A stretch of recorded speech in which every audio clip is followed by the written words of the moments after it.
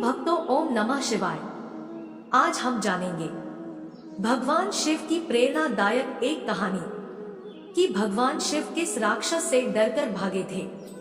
अगर आप चैनल पर नए हैं तो चैनल को लाइक और सब्सक्राइब जरूर करें, और आप शिव के सच्चे भक्त हैं तो कमेंट में ओम नमः शिवाय जरूर लिखें। तो चलिए शुरू करते हैं। भगवान शिव के आसानी से प्रसन्न होने और वरदान देने की दर्जनों कहानियां सुनाई जाती हैं। ऐसे ही एक बार शिवजी एक राक्षस को वरदान देकर मुसीबत में पड़ गए थे। अंत में भगवान विष्णु ने उस राक्षस का वध किया और शिवजी को छुटकारा दिलाया था। भगवान शिव ने एक राक्षस की कठिन तपस्या से प्रसन्न होकर उसे ऐसा वरदान दे दिया कि वह उनके लिए ही मुसीबत बन गया। भगवान शिव के बारे में प्रचलित है कि वह थोड़ी सी तपस्या से आसानी से प्रसन्न हो जाते हैं। हालांकि कई ऐसे उदाहरण भी हैं जब किसी ने बड़ा वरदान पाने ने उनकी कठिन तपस्या भी की है। लंकाधिपति रावण ने भी अमृत का वरदान पाने के लिए भगवान शिव को अपने 10 सिर चढ़ा दिए थे। भगवान शिव से जुड़ी ऐसी ही एक और कहानी है जिसमें एक राक्षस ने शिवजी की घोर तपस्या कर उन्हें प्रसन्न किया था। हालांकि वरदान देकर भगवान शिव खुद ही मुसीबत में फंस गए थे। बाद में भगवान विष्णु ने उन्हें इस मुसीबत से छुटकारा दिलाया था। कहानी के मुताबिक एक बार महर्षि नारद धरती पर घूम रहे थे। रास्ते में उन्हें वृकासुर नाम का राक्षस मिला। नारद मुनि को देखते ही उसने कहा कि मैं आपसे कुछ सलाह लेना चाहता हूँ। आप मुझे बताइए कि ब्रह्मा, विष्णु और महेश में कौन देवता जल्द प्रसन्न हो जाते हैं। महर्षि नारद ने बहुत सोचने के बाद कहा कि वैसे तो तुम तीनों महादेवों में से किसी की भी तपस्या कर सकते हो, लेकिन ब्रह्मा और विष्णु जल्दी प्रसन्न नहीं होते हैं। उनके लिए बहुत वर्षों तक कठिन तपस्या करनी पड़ती है। ये भी हो सकता है कि तुम्हारी आयु पूरी हो जाए, लेकिन तपस्या पूरी न हो। भगवान शंकर थोड़ी आराधना से ही प्रसन्न हो जाते हैं। वे अपने भक्त की इच्छा पूरी करने के लिए सोच विचार नहीं करते हैं। वृकासुर ने भगवान शंकर की आराधना करने का फैसला किया और हिमालय के केदार क्षेत्र में जाकर आराधना करने लगा।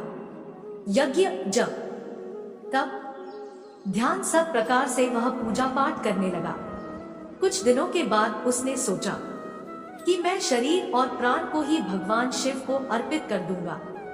ऐसा सोचकर वह अपने शरीर का मांस काट काट कर यज्ञ कुंड में डालने लगा, लेकिन भगवान शिव प्रसन्न नहीं हुए। परेशान होकर एक दिन उसने अपना शीश काटकर भगवान शिव को अर्पित करने का फैसला किया।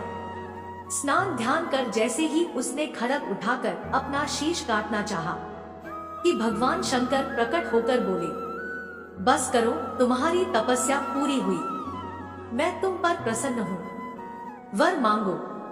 वृकासुर हाथ जोड़कर भगवान शिव से बोला, आप मुझे वर दीजिए कि मैं जिस प्राणी के सिर पर हाथ रख दूं, उसकी तुरंत मृत्यु हो जाए। शिवजी वृकासुर की यह मांग सुनकर चिंता में पड़ गए, लेकिन वरदान नहीं देने पर देव मर्यादा का उल्लंघन हो रहा था।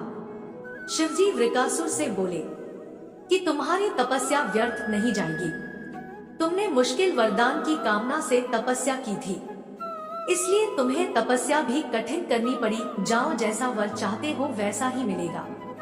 वरदान पाते ही वृकासुर की आसुरी वृत्ति जाग गई। उसने कहा कि प्रभु, आपका यह वरदान सत्य है या नहीं, इसकी परीक्षा लेना चाहता हूँ। इसलिए पहले आपके सिर पर ही हाथ रखकर देखता हूँ कि इस वर में कितनी सत्यता है। भगवान शंकर ने सोचा कि यह राक्षस कुछ नहीं सुनेगा। जब वृकासुर शिवजी के सिर पर हाथ रखने के लिए आगे बढ़ा तो वह वहां से भागने लगे। इस पर वृकासुर का क्रोध बढ़ गया। वह पीछा करते हुए चिल्लाया कि महर्षि नारद की तरह आपने भी मुझसे छल किया है। वरदान की परीक्षा से डरकर क्यों भाग रहे हैं। शिवजी भूमंडल छोड़कर देवलोक तक भागते रहे और वृकासुर भी उनका पीछा करता रहा। अंत में भगवान शिव विष्णु लोक पहुंचे और विष्णु जी को अपनी परेशानी बताई। विष्णु जी ने हंसकर कहा कि कुछ भी हो आपके वरदान की सत्यता को सिद्ध करनी ही होगी। भगवान विष्णु ने योगमाया से एक वृद्ध तेजस्वी ब्रह्मचारी का स्वरूप बनाया और वृकासुर की ओर चल पड़े। भगवान विष्णु को जब वृकासुर आता हुआ दिखाई दिया तो उन्होंने आगे बढ़कर उसे प्रणाम किया। उन्होंने वृकासुर से कहा कि असुरराज कहाँ भागे जा रहे हैं? लगता है कि आप बहुत थक गए हैं। शरीर को थोड़ा आराम दीजिए। आप सब प्रकार से समर्थ हैं। फिर भी मेरे योग्य कोई काम हो तो बताइए। अक्सर लोग अपने मित्रों और सहायकों से ही अपने काम पूरा करा लेते हैं।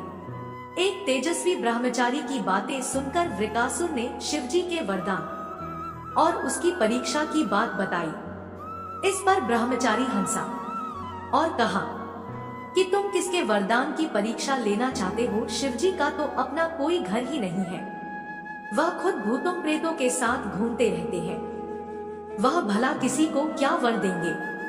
वर देने वाले तो ब्रह्मा और विष्णु ही हैं। विष्णु जी ने वृकासुर से कहा कि तुम्हें वरदानी होना था तो ब्रह्मा या विष्णु की आराधना करनी चाहिए थी।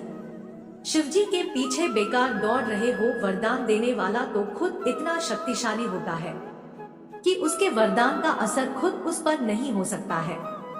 उन्होंने तो तुम्हें झूठ मूठ का वरदान दिया है। तुम्हारी तपस्या बेकार चली गई। ब्रह्मचारी की बात सुनकर वृकासुर निराश हुआ। उसका मनोबल टूट गया। वह कहने लगा कि मुझे तो देवर्षि नारद ने शिव की आराधना करने को कहा था। ब्रह्मचारी ने कहा कि तुमने नारद मुनि पर भरोसा कर लिया। वह तो ऐसे घुमक्कड़ साधु है जो सभी को उल्टी सलाह ही देते हैं। अगर तुम्हें मेरी बात पर भरोसा नहीं हो तो अपने सिर पर हाथ रखकर देख लो कि कैसे शिव ने तुम्हें झूठा वर देकर बहकाया है। वृकासुर का मनोबल बुरी तरह टूट चुका था। उसे ब्रह्मचारी की बात पर भरोसा हो गया कि शिवजी ने भी उसके साथ छल कर झूठा वरदान दिया है। उसका विवेक नष्ट हो गया। उसने वरदान की सत्यता का परीक्षण करने के लिए अपना हाथ अपने ही सिर पर रख लिया। सिर पर हाथ रखते ही भयंकर अग्निपुंज प्रकट हुआ और वृकासुर उसमें भस्म हो गया। भगवान शिव, विष्णु जी और वृकासुर की इस कहानी में जीवन का अहम सार छुपा है। कहानी सीख देती है कि बिना सोचे विचारे किसी को कुछ देना और पाने वाले का कृतज्ञ होकर दाता को ही संकट में डालने का ऐसा ही नतीजा होता है। कृतज्ञता के उन्माद में बुद्धि विवेक नष्ट हो जाता है और उपलब्धि ही विनाश का कारण बन जाती है। उम्मीद है आप सभी को ये वीडियो अच्छी लगी हो। अगर आप शिव के सच्चे भक्त हैं तो चैनल को सब्सक्राइब और वीडियो को लाइक जरूर करना। कमेंट में हर